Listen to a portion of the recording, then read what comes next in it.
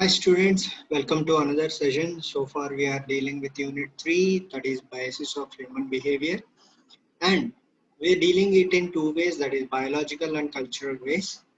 Uh, we are also considering evolution, and in that we have dealt with the basic units, that is neuron, its functioning, structure, and then we try to understand the nervous system, endocrine system, all these things. And then today we are jumping into the cultural basis of behavior. That so far we dealt with biological basis. Now we will be dealing with the another part of the basis of behavior, that is cultural basis of behavior. So the topic for today is yes, the cultural basis of behavior, and let us see what is there. So after reading the biological basis of behavior, you may have developed an idea that many of our behaviors are influenced by hormones, yes, and many others occur such as reflexive responses. Yes, if you get into the earlier sessions, we have a strong basic of understanding that hormones have every control over the body, and every hormone has effect on the functioning of human, right? The adrenal gland, pituitary gland, the sexual hormones, the other thyroid and pancreas gland, all these glands, because of these gland functioning, as we discussed, these glands have a major functioning and impact on the human body, right? But still, yes, it is the basic functioning and they are the basic components responsible for the behavior, but still there is another way also that impacts the human behavior. Let us see what is. So, however, hormones and reflexes do not explain all of our behavior. The hormones play an important role in regulating human physiology. Yes, the internal functioning, the organal functioning, and the physical functioning is controlled by these hormones or the nervous system or the endocrine system we discussed, but they do not completely control human behavior. Yes, if you can recall, earlier we said stimulus. Stimulus, stimulus is outside. The stimulus, the responses will be processed by central nervous system, sensory nervous, all these things, and again motor system. So can you recall? Yes. Here again, there is also the other conditions. Here, as discussed, the process is respected to individual, that is individual system, but there is an external system like other human beings which can influence our behavior. Similarly, stereotype, fixed pattern, which is the most distinguishing feature of reflex, does not appear with most human responses. Like they can restrict it, right? They can control it. The reflexes can be controlled by proper training or giving some attention, all these things. But they are the standard processes. Like you can see the nervous system, it works, it is almost equal to any human being. It is it is similar to the gland functioning, everything is similar, but still there is some difference in behavior which is influenced by the external factors. So what are the external factors? That is, they are social or cultural. Okay, so let us see what is there.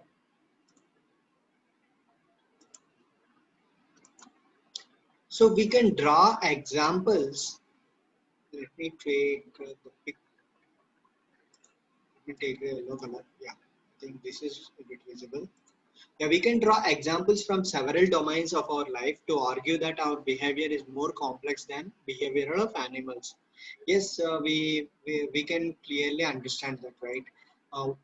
Because as a human, we can differentiate ourselves from animals, because animals so far has no control, like said, the cerebellum part, the cerebral cortex part is highly developed in human beings, and even in the social context ways. We build homes, we communicate, we dress up, we have choices, etc. But it clearly distinguishes us from animals. A major reason for complexity is that unlike humans have a cultural to regulate their behavior. So what do you mean culture? Culture is a process, the rules and regulations, a set of rules adopted by earlier generations. It can be called as culture. Let us consider the basic need of hunger. We know that it has a biological basis which is common among animals and human beings. Yes, hunger, yes, it is for animal or human, it is same, right? But the way this need is gratified by human beings is extremely complex. How it can be achieved? See, for example, animals, they hunt or search for food and eat as what they get. But, but hunger, how it is gratified in the human? They go for selective foods, they have some satisfaction. They prefer food. Like in the next example, for example, some people eat vegetarian food. Yes, hunger, they have hunger, but the preference is vegetarian. They have hunger, right? They have the preference for non-vegetarian. But animals, do they have the choice? Yes, they eat what they get, but human beings try to get what they want. How have they become vegetarians? Because it's the culture. How have they become the non-vegetarians? It is the culture. But still, they have a choice. Some vegetarians take eggs, some others don't. Why is that so? Try to think how people have come to behave so differently in terms of food. Yeah, try to adopt. And even can you see in a non-vegetarian family also there can be persons who don't like non-vegetarians. They prefer to change.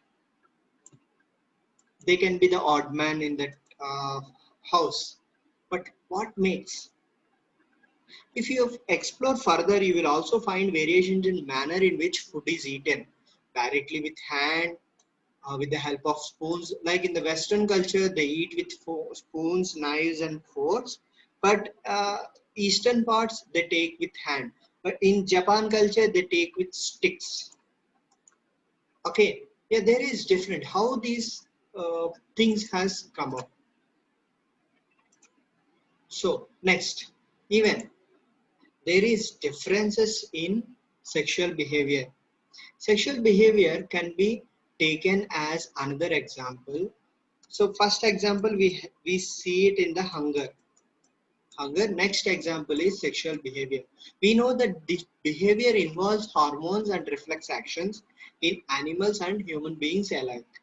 But while among animals, sexual behavior is fairly simple and reflexive. All animals indulge in sexual behavior almost in the same manner. So here, earlier we have that preference for non-vegetarian, vegetarian. In the human beings also we have a culture, like we have a uh, mm, like marriage, we have a procedure. So what is it? Partner preferences. A key feature of human sexual behavior, the basis of these preferences widely differ within and across societies. Yeah, there can be religion standards, values, the laws for the particular customs. So this is the basic of in these the sexual preferences and the hunger, the choice of taking food. These are the differences which differentiate animals from human, and of course in the human beings itself the categories are particularly divided. So these are the two examples we can discuss. So that makes us understand that the biological basis of behavior is completely uh, common in every being, that living being or organism, but still there are chances of other factors which can control the behavior. That is the external factor. There are the social and cultural factors. Particularly we are dealing with the culture. Culture is set of conditions or the rules or set of values or laws standards adopted from previous generations, but still they have a uh, choice option to break and adopt another culture, right? This is the complexity in the behavior. And let us proceed further. These examples illustrate that biological factors alone cannot help us very much in understanding human behavior. Yes, not only biological, we have other cultural factors which affect the behavior. The nature of human beings is very different from those provided to us by biological scientists. Yes, in the earlier session, if you can recall, we had a question whether we leave the behavior to biologists or naturalists. Yes, here the answer is yeah, yes, the psychologists do need to study the behavior on the basis of biological and cultural.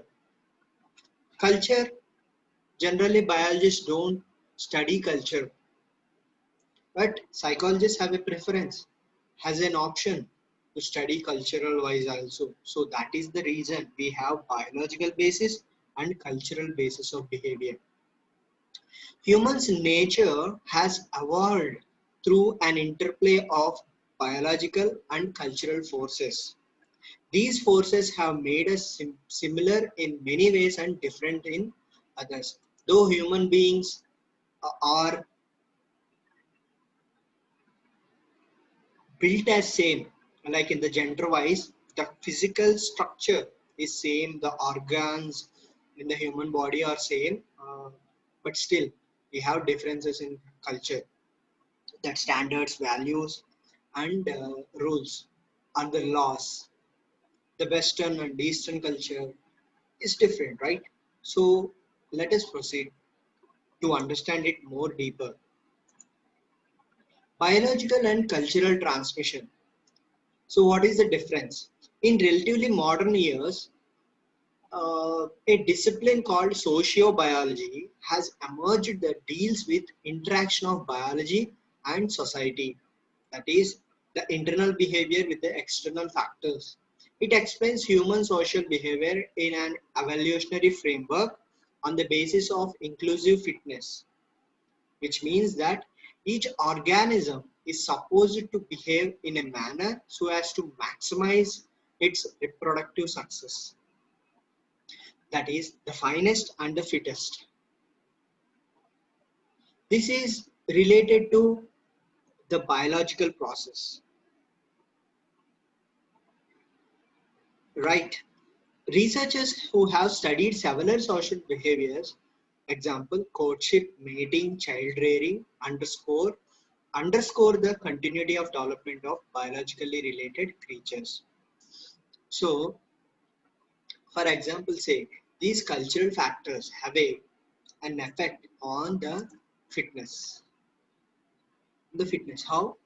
Because of the cultural differences. If you can see, the in the earlier slide we have discussed the sexual preferences. When the person and the other factor changes, the evolution, the transformation also changes. That's how, if you can see, red Indians. In Indians, we have the skin tone, and India is a diversified country. Particularly in India, there are several religions and language preferences. There are several laws. Particularly in India, if you observe the northern part of India, comparing to the southern part, we have the differences, right? So in such way, we can differentiate that has an effect in the fitness and the reproductive success. It can minimize or maximize, but what includes is it is the fittest one who survives and proceeds in the culture. Okay, so let us see the next one. They recognize human behavior cannot be attributed solely to the biological predispositions. Yes, who? Sociobiologists, sociobiologists who study social and biological factors together. They do not consider solely the biological factor, they also consider the social factors. It is greatly affected by learning. Heidi Killer, a distinguished psychologist, recently argued that the genetic endowment should not be the misunderstood as expressing fixed deterministic relationship between genes and behavior. So what the psychologist Heidi Killer has said that genetic genetics or the biology are the only ones which determine the relationships. There are the factors.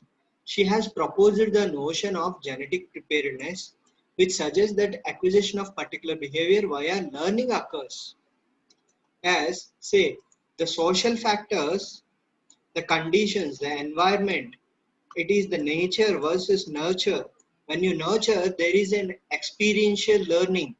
This learning, as that is what we said, the vegetarian, non-vegetarians. Even in non-vegetarians, we have vegetarians in family. It is their preference. That is their learning occurs. There is a change. For example, say in the non-vegetarian, they have non-vegetarian and vegetarians again. From here, this family has taken a new wing, right? You are getting the differences. So it is not only the biological factors, we have some learning factors and the social factor which changes the behavior in fairly efficient ways to facilitate our adoptions with the environment. So there is a difference, right? So that is what the biologist, sociobiologist, and particularly Heidi Keller is telling the differences between genetic and social factors. It is now believed that human evolution involves both genetic and cultural transmissions.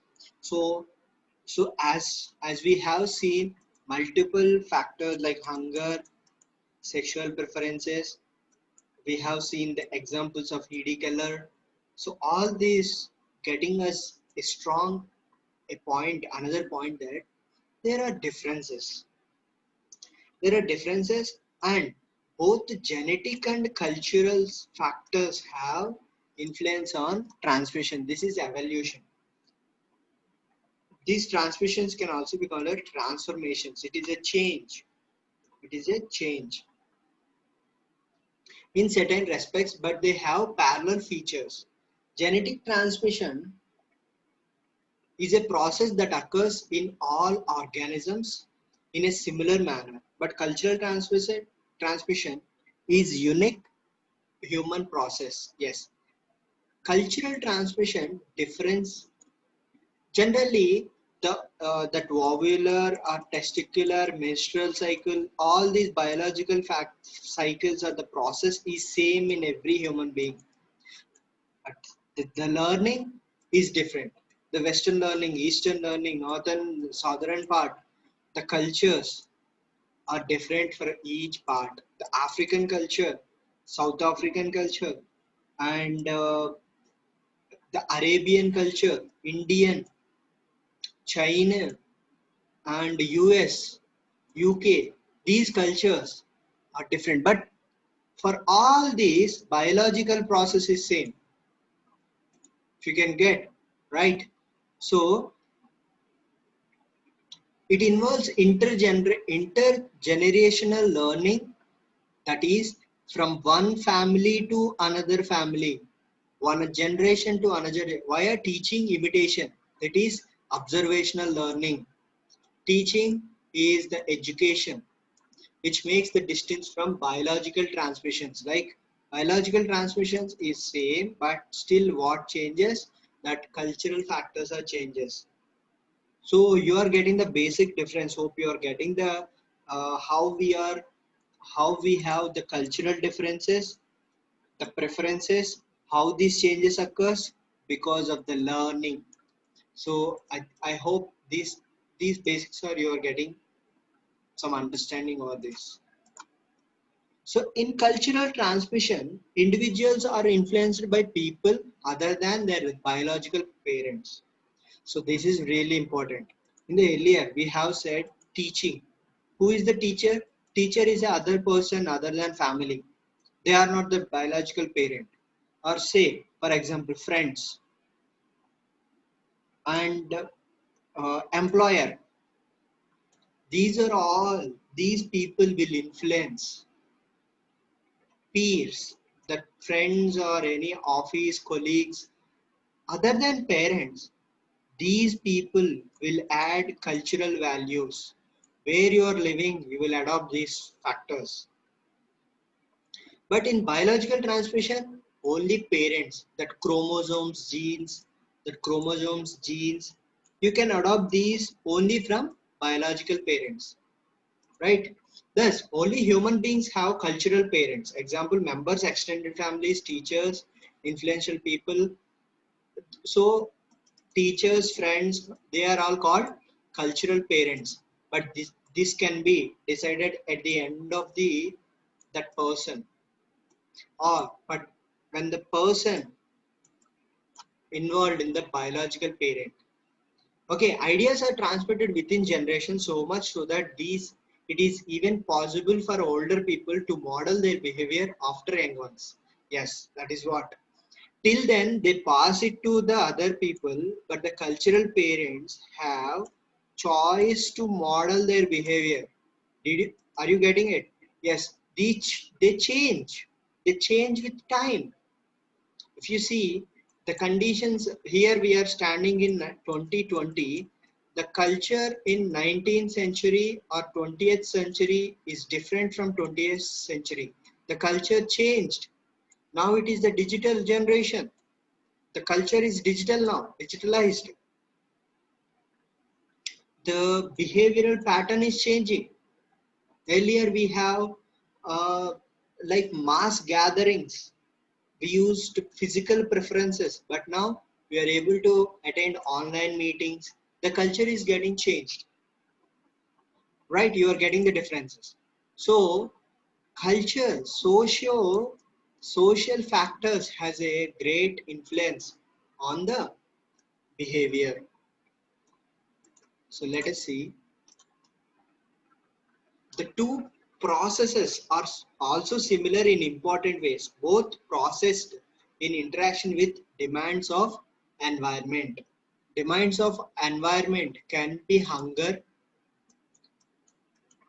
the basic needs, social needs, and higher self needs. If you can recall Maslow's hierarchy theory, the demands of the environment, when the person is biologically hunger and the clothes, security, basic security needs are, then he will move to the social needs like a house, etc. Right? And then he will move to the status and recognition. All these factors is a step-by-step process. But even though in the biological there is no such, but still these both processes have a important role to play. Both involve changes either stay or get lost depending on how adaptive they are, how nicely they fit environment in which they first occurred. So for example, say um, like you are in the place of South India. In South India, generally the culture is different. Why? They will eat spices. The environment is little hot. The northern part of India has a colder climate, and the food preferences are different there. Right? You are getting the difference. Right? When a person from North India comes to South India, he has to adjust to many things. When a person shifted from North India to South India, the first occurred. The next generation will adopt the South Indian preferences. Even though they are less affected, but still there is an effect. Still there is an effect. If you can really understand and see or observe the impact, even it is on the religious basis, the preferences. The religions which we are talking in India has the cultural impact.